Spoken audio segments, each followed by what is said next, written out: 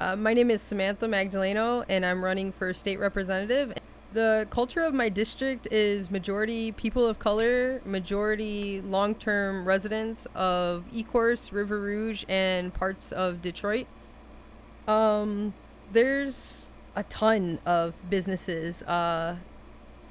There are businesses that have been there for really long term. Off the top of my head, there's Dooley's in Southwest Detroit, which is homegrown small businesses up and down the Verner area. And there's a lot of nonprofits in the area, a lot of different organizations that are working on key issues such as water rights, educational rights, a lot of activity. A lot of folks know each other in the communities. They're really well connected. It's really great to be out in the doors and running into folks that I actually already know from organizing and making the connections there. So far, the most supportive have been, well, number one, my campaign manager, Jose Franco. We've been organizing together since 2012. He's undocumented himself, so he's actually the one that told me I needed to run to be a good ally for immigrant rights. Other community organizers across the country, actually, that I've worked with, including Claudia Munoz, who's worked on immigrant rights, Sarai, who I worked with in Houston after the hurricane. So just folks that are community organizers and actually want to see a transparent, honest, hardworking politician in office. I want to work on a safe roads package. The safe roads package would be a combination of legislation working on the auto insurance, since we have like the third highest auto insurance in the nation. It prevents a lot of folks from getting to their jobs, taking their kids to doctor's appointments. They recently actually did an article where they were saying it's actually cheaper to use like Uber or Lyft than to actually buy a car, have a car note, and pay insurance as well, because sometimes the insurance can be higher than the actual car note. And to couple with the auto insurance bill, I'd like to include the package to say safe roads for all, so that we could get undocumented people licenses. Back in 2008, up until 2008, I should say, undocumented folks in our community were able to get driver's licenses. And if they were able to get driver's licenses, they were also able to get insurance. In 2008, they ended that. So now undocumented folks cannot get driver's licenses, and folks are being deported and families are being separated due to small civil infractions such as having a taillight out. So since I've been community organizing, I believe in working smarter and harder at the same time. So when I look at legislation, I want to make sure that legislation is including helping out as many people as possible and not just doing one thing at a time. I'll include the community, of course. As a community organizer, I always talk to folks on the ground first before I decide to pass anything.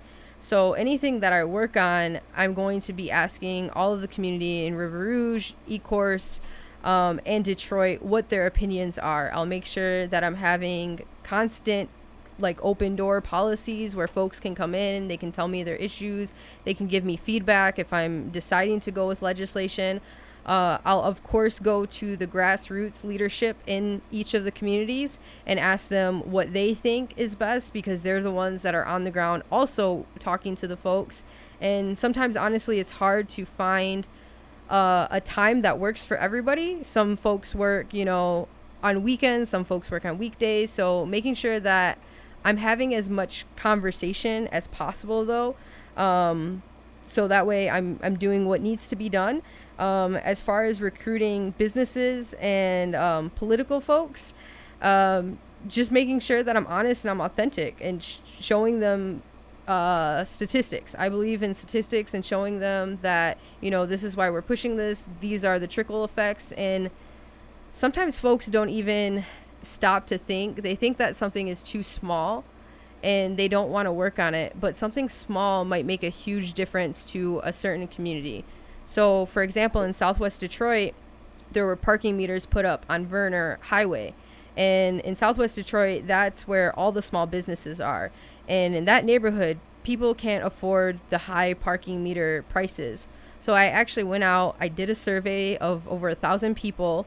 I determined that small businesses were losing up to 50% profit, and that people couldn't afford them. So I took all that to the city and we were able to get them out. So, I mean, basically, I'm going to keep doing the stuff that I've been doing for the past 10 years while I've been organizing.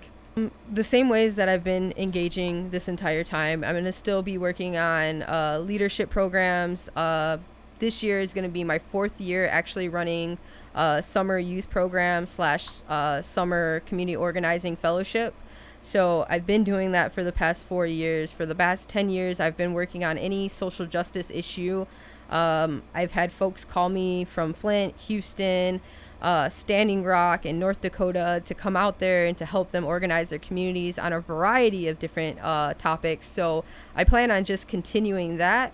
I won't limit myself to just District 6. If I'm not elected, I will be going further. If I am elected, I am going to make sure that my full concentration is District 6, because that's where my responsibility and my... There's a lot of committees that intrigue me the most. I would have to say transportation. Right now, there's a huge transit issue in Detroit. And like I said, it affects a lot of my family, a lot of my friends.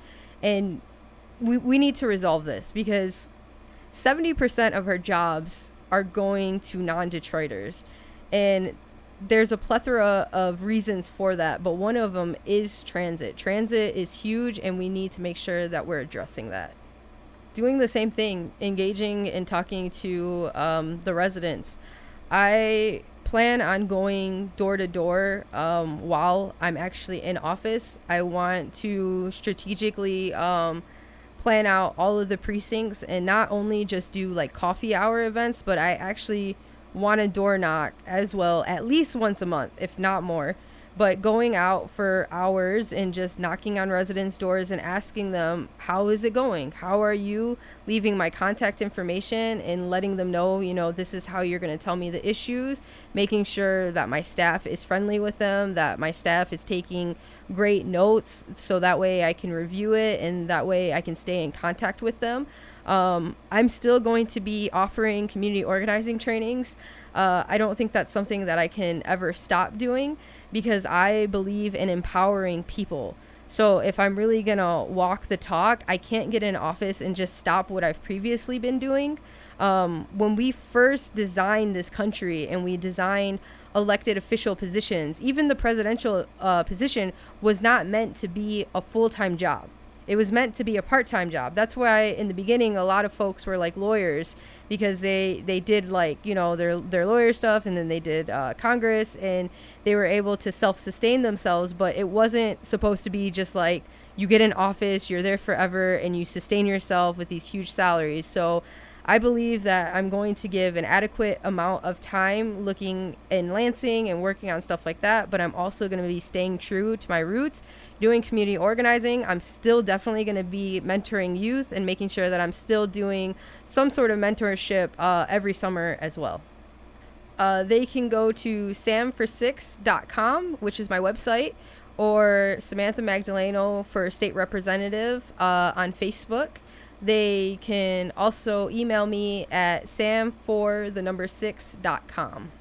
Detroit is Different is where you get information, artistry, history, music, and even comedy. Detroit is Different, a home for the culture of Detroit. Visit online at detroitisdifferent.com today.